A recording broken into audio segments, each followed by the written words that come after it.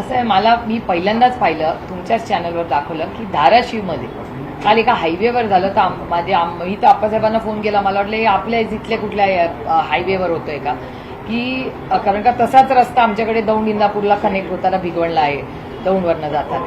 तर धाराशिवचा तो होता. नंतर क्लॅरिफिकेशन आलं त्याचं तुमच्याच चॅनलवर की दिवसा ढवळ्या लुटले जात आहेत ट्रक. हे शॉकिंग आहे. महाराष्ट्रात कधी पाहिलंय का आपण?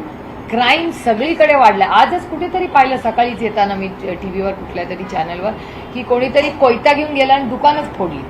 हे कुठली नवीन पद्धत? हे क्राईम कधी वाढतो? क्राईम अशा वेळेस वाढतो जेव्हा इकॉनॉमिकल सिच्युएशन क्रायसिसमध्ये असते.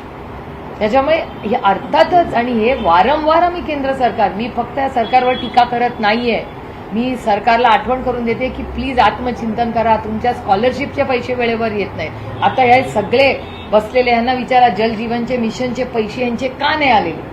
पाण्याची कामं अर्धवट पडली आहेत, शाळेची कामं अर्धवट पडली आहेत, सरकारकडे पैसेच नाहीये. आणि पॉप्युलर स्कीम्स हे सरकार करत राहतं इलेक्शनच्या आधी, आणि नंतर आमच्या जशा महिलांचे 26 लाख महिला महाराष्ट्रातल्या लाडक्या बहिणी योजनेतून पहिला टप्पा म्हणते मी कमी केलेला आहे. पण मग कोण आहे ह्याला जबाबदार? हे सरकार ना. या सरकारचा फिस्कल डेफिसिट बघा तुम्ही. फिस्कल डेफिसिट मॅनेजमेंट हा कायदा अटलजींनी केलेला, मी किती वर्ष तुम्हाला या कायद्याबद्दल सांगते, तो मॅनेजच होत नाहीये. फिस्कल डेफिसिट मॅनेजमेंटच नाहीये. कोलॅप्स झालंय महाराष्ट्राचं.